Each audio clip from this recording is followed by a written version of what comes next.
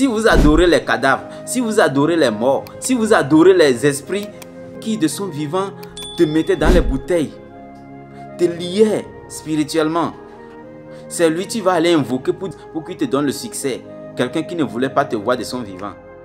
Ce que je m'apprête à te dire, c'est choquant, mais c'est pourtant une vérité.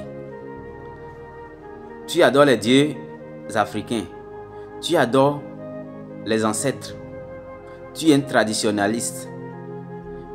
Pour toi, il n'y a pas un grand Dieu, il n'y a pas Jésus. Jésus est une image inventée, c'est un nom inventé, c'est une religion importée. La religion chrétienne est une religion importée. Voilà les vérités qui sont cachées derrière les dieux africains. Vous adorez, vous dites que c'est vos ancêtres. Là même ça fait rire. C'est les ancêtres que vous adorez. Parce que vous dites que après sa mort, il devient un ancêtre. Quelqu'un qui de son vivant faisait tout pour te faire échouer. C'est lui après sa mort, tu vas aller adorer.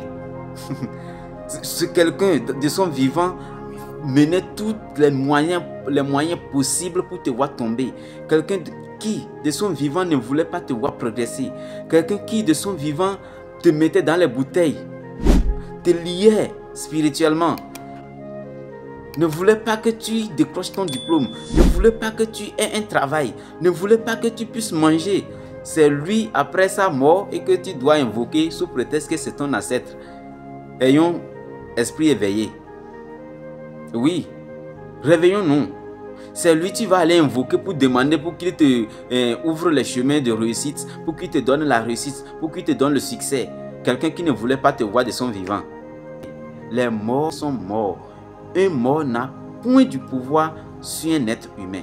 Si les morts, si vous pensez que les morts avaient le pouvoir, si vous pensez que les morts avaient le pouvoir d'agir, de donner, de bénir ou de punir, pourquoi tous ces sorciers, chaque nuit qui s'envolent, qui tuent les âmes innocentes, qui tuent les personnes innocentes, pardon, pourquoi après que ces personnes soient tuées par ces sorciers, par ces malfrats, ne peuvent pas agir spirituellement pour venir se venger? Les morts n'ont point le pouvoir sur l'homme. La seule chose que tu peux faire pour lui est de prier pour le repos de son âme. Tu ne peux pas lui invoquer pour qu'il te bénisse. Tu ne peux pas lui invoquer pour qu'il te donne une certaine force spirituelle. Ce sont les manifestations démoniaques. Les féticheurs, les grégrisses, les marabouts, ils vous diront: faut amener le coq, faut amener le bœuf, faut amener le mouton. On va aller, tes ancêtres réclament. Oui, et quand tu ne donnes pas, ce même marabout reviendra mystiquement t'attaquer pour dire que c'est tes ancêtres qui t'attaquent. Ils réclament le poulet, ils réclament le mouton, le camélier. Ayez esprit éveillé, les animistes, les antichristes. Vous qui pensez que votre tradition est bien fondée, je vous en prie. Ayez esprit éveillé.